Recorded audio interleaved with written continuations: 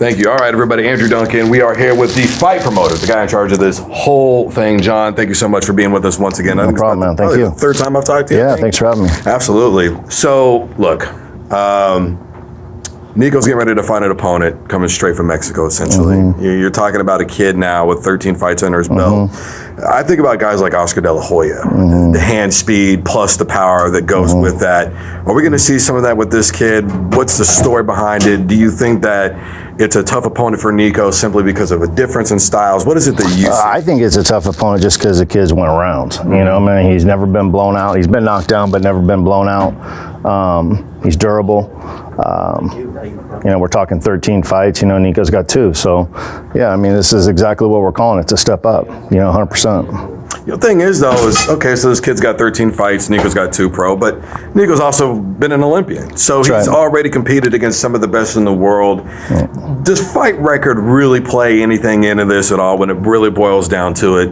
Yeah, I mean, you know, look, I don't take anybody lightly. So, you know, I would hope that, I mean, Nico wouldn't either. So, I mean, for me, this is really just about stepping up, seeing, you know, how Nico feels, you know, going rounds, you know what I mean? So, you know, it's a 6-round fight. I wouldn't be surprised if it went all 6. I'd be pleased if it didn't, and Nico's on top.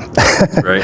That'd be great. You know, I think about the New England Patriots. Year after year, people know that they're a Super Bowl contender. They've played against some of the best teams in the NFL, and they've come out victorious, i.e. the Atlanta Falcons. We all saw what happened with that 28-3 comeback. Yep. I think about Nico Hernandez and the fact that, to me, when I see this kid fight, I think to myself, what he has to do is withstand the initial barrage that is going to come after him the same way that teams attack New England. Do you feel that that's the same way for Nico, that he just has to withstand that initial somebody being super juiced and amped up, knowing that they're going to fight a kid of this magnitude? I mean, people are shooting for him because he's an, you know, he's an Olympian. So, I mean, people are gunning for him already.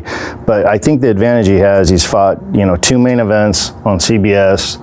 Live, you know, that's scary enough. I mean, there's guys that are, you know, pardon my French, but are peeing down their leg when they're walking in there. You know what I mean? So, I mean, just knowing that there's a camera on, there's people watching. So, you know, he's used to all that. I mean, he has that experience from the Olympics. So, you know, I mean, to me, I think that was it's a big advantage for Nico. You know, he can actually sit back, man, let the fight come to him. You know, opposed to being you know, man, you get your nerves out, guys go crazy. You know, throwing amateur punches and stuff. You know, he's very controlled. So, I think he's got that out of him now in the Patrick fight. I think he's very set, you know, ready to go. So, one more question before I get out of here with you. And I've been meaning to ask you guys about this. Unfortunately, I haven't really had an opportunity. McGregor, Mayweather. We're seeing the dream fight, essentially boxer versus the wrestler almost, if you want to be able to put it in simplistic terms.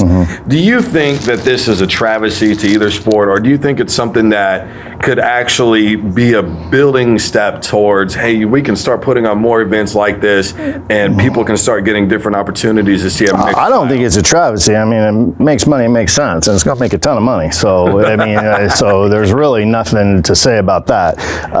And this is the one thing boxing lacks that McGregor has, and what McGregor is, he's self-promotion. You know what I mean? He really doesn't even need Dana. He doesn't need a promoter. I mean, he has all that. That's what got him to where he is, but he's a self-promoter. And boxing is kind of, they really haven't caught up to the UFC. I mean, the UFC kind of leaped over them in the sheer fact that the fighters are actually social, they're active, that you can touch them. You know, boxers tend to be like, oh, I got an entourage, you know, getting everything. Right. The guys with the UFC, man, you're walking up, shaking their hand. They're in Vegas all the time. I see them all the time. So that's the difference, you know. So I think boxing should take something from this and try to learn from it. You know, this is how you want to run a show. This is how you want to, you know, I mean, this is how you want to run a promotion. Guys that are vocal and back it up, it's even better. But I got to be honest, I think it's a short night for Mayweather. But I still love, you know, what Conor brings. I mean, it's just, it's not going to hurt Conor at all. Yeah, you know what I mean? And he's going to have $100 million in the bank, so I don't think he's complaining. Yeah, I think he'll wake up just fine in the morning regardless of what happens. It could be fun. You know, was Muhammad Ali the last and maybe only great self-promoter ever in boxing? You think about the first fight with Sonny Liston. Yeah. Nobody thought he had a chance in that fight, right? Yeah. So what does he do? He writes a poem, That's right. That's if I right. get him in fixed, the fight wasn't fixed. That's if I right. get him in 7, I send him to heaven. That's right. That's right. You said that boxing lacks that. What do we do to get that? Well, you know, it's guys that got to believe in themselves. You know what I mean? It's got to be you got to back it up. You know what I mean? And that's what guys are afraid of. You know what I mean? I think they're afraid to say it and back it up. And see, in the UFC, there's not a lot of risk because you can take a loss. You could still talk about it. Conor got choked out by Nate Diaz. He turned around. The fight was even bigger the next go around. So I think guys are just afraid of losing. You know what I mean? So so they're afraid to talk about it. They're afraid to challenge people unless there's a ton of money on the table. But there is a guy. There's a heavyweight out, big baby. It's Jarrell Miller. He's a good talker. You know what I mean? He's self-promoter. So if we have more guys like that, hey, they sell tickets, man.